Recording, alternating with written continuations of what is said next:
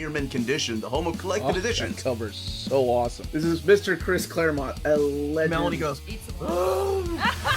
Tired.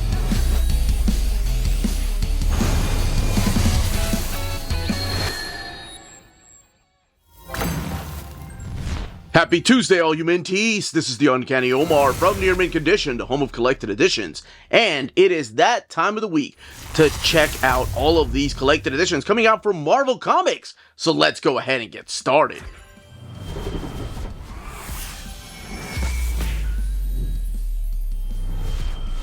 And welcome back, everybody.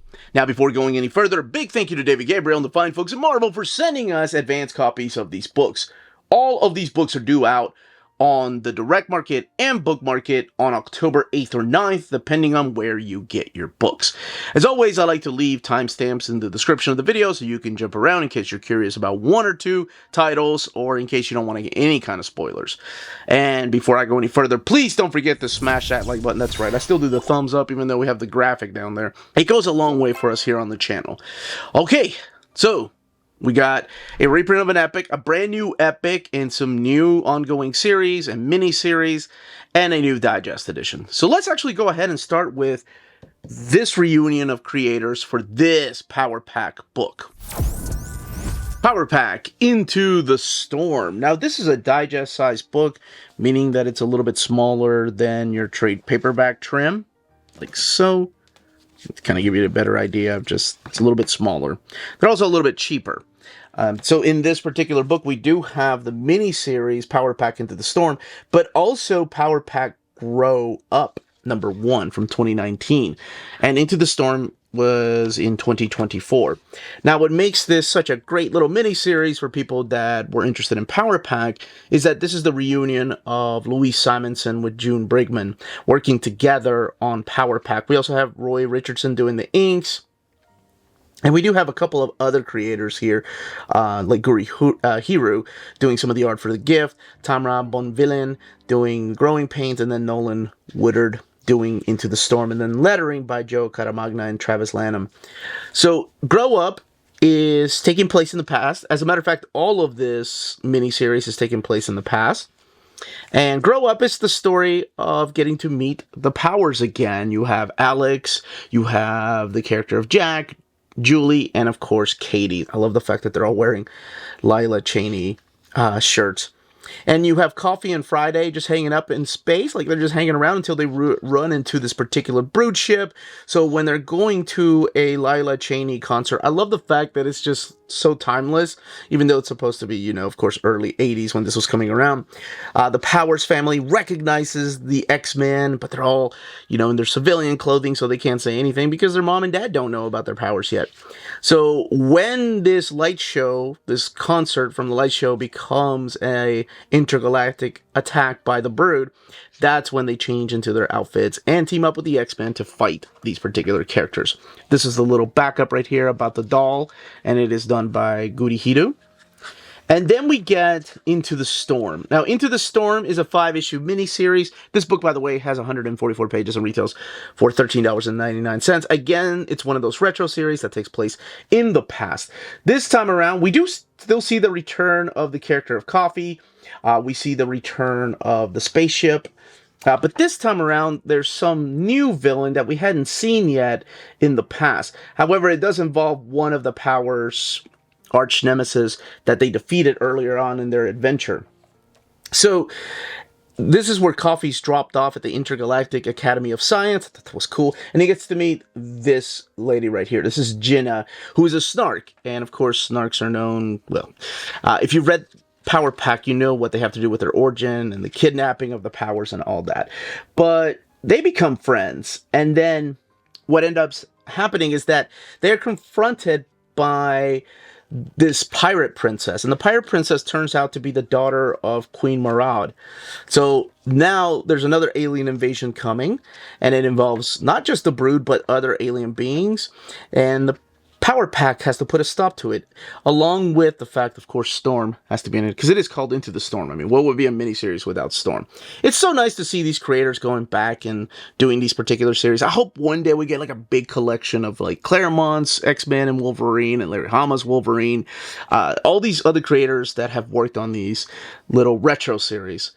Roger Stern on Avengers, just like a big collection of it, because I think it's wonderful, because you can put it in a particular reading order and know where it fits in. And all the way in the back, we do have a few covers, variant covers here. And that is Power Pack Into the Storm. Scarlet Witch by Steve Orlando, Volume 3. And what makes this so awesome is that the trade paperbacks are still following a chronological order of numbers, whereas the main ongoing series was stopped, and this became Scarlet Witch and Quicksilver. So it became a mini-series called Scarlet Witch and Quicksilver. Now, I do have to talk about something that happened in the X-Men books, the Krakoa era, so minor spoilers going in for the pitch of this book, just in case you haven't read it. Steve Orlando is back, Lorenzo Tameta doing the art for this book, and then Frank William doing the colors, and Ariana Mayer doing the lettering, with the cover by Russell Dodderman. And I do miss his internal artwork. Now, in the pages of Krakoa, during the whole event of I guess it was, what was it? AX, the AXE, Avengers, X-Men, Eternals, that big Judgment Day crossover, Magneto was killed. Now, during this time, Magneto is also the father of Scarlet Witch and Quicksilver. And I say during this time because it changes so much, honestly. So what's happening here is, at the very beginning, we're seeing Wanda stop this ship from crashing into Earth. She's keeping Darcy safe. She's keeping all the people around town safe. And then her brother's like picking up the people that are falling out of the spaceship as she's able to destroy it. Darcy goes back to the shop and tells her that she got a package. Now, this does collect Scarlet Witch and Quicksilver 1 through 4, as well as their first appearance in X-Men number 4. This book has 128 pages and retails for $17.99. There is a letter inside of this metallic package, and it is addressed to Wanda and Pietro. However, she reads the letter first and burns it. Pietro didn't get a chance to read what Magneto said. So Magneto had written a letter for them both to read, and she refused for him to read it. Now, as you are the one that is getting to experience this with them, you do get to find out what the letter said or what it was about, and what ends up happening, what that letter really meant. Now, Quicksilver, of course, being having quite the temper that he has, just gets into a little bit of an argument with Scarlet Witch, because it is wrong. Like, why would you keep that away from your brother, right? No matter how bad the letter was, you still want your brother to read it. It is his right. So he kind of runs away, and then we get Trouble. And Trouble comes in this miniseries in the form of the Wizard. And we're not dealing just with the Frightful 4 this time around. We're dealing with the Frightful 400. So it is the Wizard that is coming here and kidnapping Quicksilver and Scarlet Witch. And they're having a fight off against the Frightful 400. Now, is the Wizard really the one behind the scenes, or what is it that he really wants with them? I think, those kind of things you can find out for yourself, because what matters is this big fight. There's a little bit of a reunion between Scarlet Witch and her husband, as you saw on that cover of issue number 2. And that is, of course, Vision. And are things really happening, or is it some kind of dream sequence? Well, I will leave you to find out. I do want to show you how. Yeah, so here is X-Men number 4. And these are some of the variant covers. There's other variant covers too. Not sure why I'm doing this backwards, but apparently that's the way I do things. Oh, because I thought there were some in the back. I really like this one, because this was like their late 90s outfits. And then you get X-Men number 4, the first appearance of not just them, of course, but the Brotherhood of Evil Mutants, all led by Magneto, long before they were considered the father, or they considered Magneto their father. But 128 pages, $17.99, and let me tell you, this week has a lot of good books, and this came close to being my pick of the week. But it was up there. The Spectacular Spider-Man, Volume 1, Arachnobatics. So this here is written by Greg Weisman, who I had the pleasure of interviewing a couple of months ago. He is the man behind Gargoyles, the cartoon, and then, of course, the comics. He was the man behind the Spectacular Spider-Man show, and now he is writing this comic. He's no stranger to writing comics. He's written comics in the past, but really quickly, this is written by him, Humberto Ramos applying the pencils, Victor Olazaba doing the inks, and Edgar Delgado doing the coloring, Joe Caramagna doing the lettering. I love the way that they introduce themselves, like Miles interrupts Peter and Peter interrupts Miles, telling you a little bit about themselves. So this series is an ongoing series. This is collecting the first 5 issues, and then Web of Spider-Man, #1, Spectacular Spider-Man story. It has 136 pages and retails for $17.99.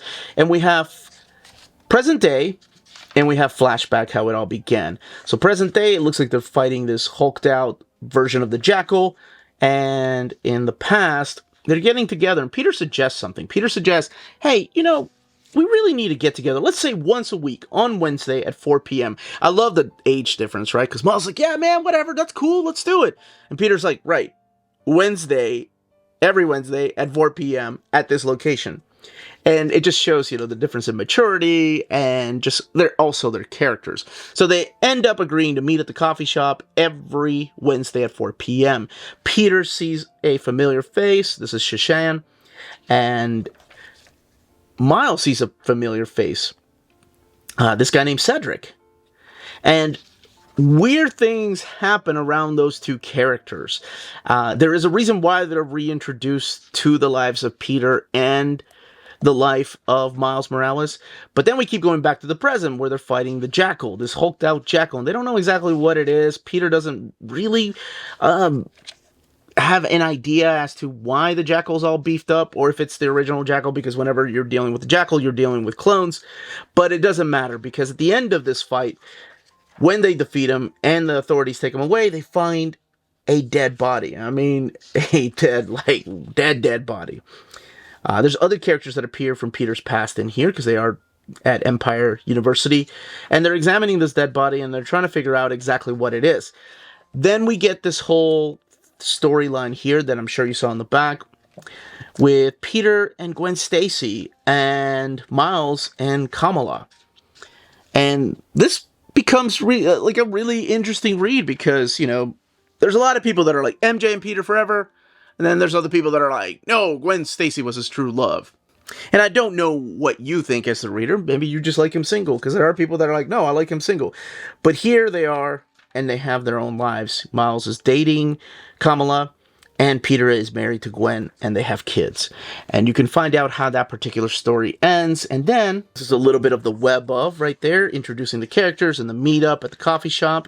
And then the variant covers here. 136 pages. Another really fun read. $17.99. Night Thrasher Remix. Now, if you've been following my channel for a while, you know I'm a diehard New Warriors fan. I love the New Warriors. They were some of my favorite characters, some of my favorite comics in the 90s. And we got 3 Omnis, and we got a 4th one on the way. Well, next year, but I can wait. So anytime I see my Warriors out there somewhere, I get all excited. So when I saw this, I thought, okay, a couple of things came to mind, of course, because I love the New Warriors and I keep up with continuity. Who's behind the mask? And also, when does this take place? That's what I was most concerned with. This is collecting Night Thrasher 1 through 4, and it has 112 pages. It's a miniseries, and it retails for $15.99. This is written by Jay Holton, and Nelson Daniels, the artist, colors by Matt Milla, and Travis Lanham doing the lettering. Before I go into any of this, spoilers for the life of the character of Night Thrasher, because some people are probably wondering, wait a minute, didn't something happen in Civil War? Okay, so let's talk about this. Yes, the character of Dwayne Taylor died in Civil War, as much as I hated that. But it's, you know, it's part of comics now. A lot of characters died that are still dead that I'm still upset about, but hey, whatever. So, Dwayne comes back home, And I'm going to explain where to read, by the way, this stuff. Dwayne comes back home for a funeral of somebody that him and Silhouette knew. And Silhouette, of course, had a past, not just with Dwayne, but also the New Warriors. She was, they were together for a long time, and she was also together with his brother later on, Bandit. Now, in order to find out how Dwayne Taylor came back, that all happened in the pages of Contest of Champions, the 2015 series, not the original series. That's how he came back to life. Here, he's just dealing with actually coming back home, going to this funeral, and trying to get reacquainted with, life here back home. And one of the things he does is he ends the Taylor Foundation because he thinks it's just gone corrupt. He becomes friends with a councilman and a police officer, and he notices that crime has gone up in the city. So he decides to don the costume of Night Thrasher again. And there is this new guy that's in charge of crime in the city, and everybody calls him the OG. And there's a ridiculous fight between OG and Night Thrasher that kind of puts him away. There's some nice little cameo appearances here too, by the way, of other characters from the New Warriors past. So this is really about taking back your home and having a chance to be with your loved one that you lost in the past, right? Of course, in comics, it's because you died and you came back from the dead. But I mean, you can take out of this what you want. Believe it or not, this is not my pick of the week. As much as I liked it, they just, there are things in here that I thought, okay, that works. And there's other things that I'm like, that doesn't make sense, but sure. It's comics, right? I don't have to agree with every version of Night Thrasher out there. But this is Dwayne Taylor back under that helmet. No skateboard, though. Hate to say that. No skateboard for Night Thrasher. And it's so good to see Silhouette. Plus a couple of other appearances through here. And I don't want to spoil exactly who shows up or identities of other characters. But it was nice to see him back. That's the one. That's the Hildebrand. Yeah. Ken Lashley, and they're just different covers right here. And then you have internal pages. 112 pages, $15.99. And here are the spines of the books that are coming out this week. Some smaller and some bigger, some thicker, and 2 different shades of blue right there between Moon Knight and Fantastic Four.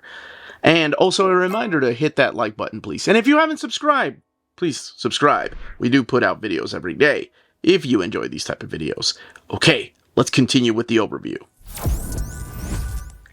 Fantastic Four Epic Collection Volume 1, the world's greatest comic magazine, back in print. I don't have my Volume 1 of the Epic Collection. I gave that away because I've been getting the Omnis. But this is the new printing. I do believe the original printing had a different logo. Now, I will be doing a comparison to the remaster works to see if that's what they used here. At first glance, I don't think they did. But let's talk about, first of all, what is collected in here. I think these are the scans that they use for the Omnibus. But collected in here is Fantastic Four 1 through 18. So the original Fantastic Four series, the world's greatest magazine. The reason we have the entire Marvel Universe because of this. Introducing us to the characters of Reed Richards, Sue Storm, Ben Grimm, and Johnny Storm. And all of them becoming these superheroes because, well, they were Imaginauts. 456 pages, $44.99. Now, of course, it's not just the foundation of these superheroes, but there's a lot of characters that appear through here. A lot of villains like the Mole Man, the Skrulls, like the entire Skrulls, Doctor Doom, the Puppet Master, the Impossible Man, just to name a few. And also the return of a Golden Age character. I think it's in issue number 4 at the end. That's the Miracle Man issue. Not to be confused with the other Miracle Man. But Namor gets to make a return here. The Submariner, bringing him into the Silver Age. You're going to see the fight against the Hulk here. You're going to see Doom throw them back in time. Man, there's a lot of things that were happening in these early issues that, a lot of people new to comics were like, oh, I thought that happened way later. There's a team up between Doom and Namor trying to take over the Fantastic Four. And some villains that you probably will never see again. But yeah, for the most part, this is the foundation of the Marvel superhero comics. during this particular era. There's the Impossible Man and the fight against the Hulk, the Watcher, the Red Ghost. A lot of classic characters that will play a huge part in the Fantastic Four's lives later on. The team up with Ant-Man there. And I promised I would do a quick comparison, but I wanted to get to the ending here. Let's get past issue number 18 and go into the extras, because this is what a lot of people want to see in case they have the original printing. I think this one has had two this is the third printing. So this one has had two printings. So I'm not sure if the same extras were in the second printing. I want to say this looks like the one that I had in my first printing. Wow, that's different though. All those books. Golly. Okay. Now, again, I wanted just to do a quick little comparison between the remaster works, which have the best scans possible, and compare it to this over here, the Epic Collection. Of course, it's going to look a little bit different because we are using different paper stock. We're using thick, glossy paper over here, and this is the typical Epic Collection paper over here. But just kind of give you an idea of what it looks like. Slight differences. Yeah, I don't think they're using the new scans for this Epic Collection. This looks like the last scans that they used for the Omnibus edition. Sorry, let me move that out of the way. Just looking at the eyes right there. And I mean, there's very subtle differences. But Corey and his team do such an amazing job of just art restoration and color restoration. I mean, there's really no comparison almost. Yeah, the colors are just a little bit different. And just a few more panels. So yeah, it looks like this is the remaster works. They're still using the newest, cleanest scans. And over here, it's the same scan that they've used in the Omnibus. And I'm sorry, I don't have my first printing to do that comparison. I just have this. Let's do this over here. But this is still amazing. Like I said, very, very subtle differences. But that's it. That is the Fantastic Four Epic Collection Volume 1. The world's greatest comic magazine. Moon Knight Epic Collection, The Trial of MARC SPECTOR. And by process of elimination, you probably have guessed that this is my pick of the week.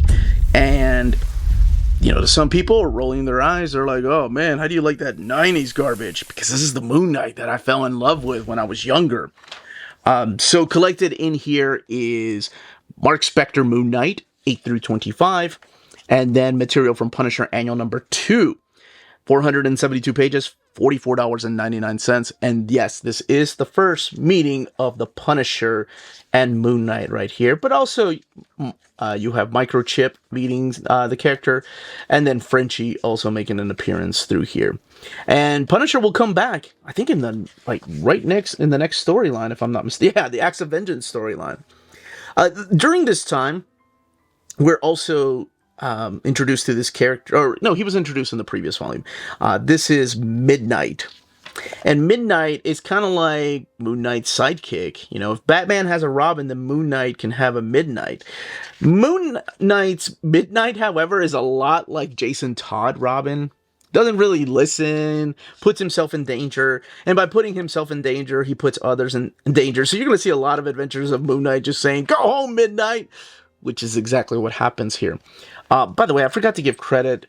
This is the era of Mike Baron and Chuck Dixon, and then the end of their era, and Howard Mackie comes in, and then the next era will be the J.M. DeMatteis era of Moon Knight. Bill Reinhold and Sal Velluto, Mark Bagley doing the pencils and breakdowns, Bill Reinhold and Tom Palmer, and Gregory Wright, Nell Yomtov and Janice Chang for the colorists and inking and lettering. So Acts of Vengeance was, of course, the big crossover where the villains decided to switch superheroes, what superheroes they fight, and Moon Knight and Punisher end up teaming up against Flag Smasher, but Flag Smasher isn't alone. There's also the Killer Shrike and Ringer that team up with Flag Smasher to try to take down Moon Knight. And that's what the first few issues in here are about. It's that big Acts of Vengeance crossover where Moon Knight is fighting characters he normally doesn't. I mean, really, when you think about it, though, these characters are very similar to the characters that he is used to fighting. Here he is with Midnight, again, telling Midnight to go back home because he's making a lot of stupid mistakes, like almost getting shot. So it's things like that comes into play.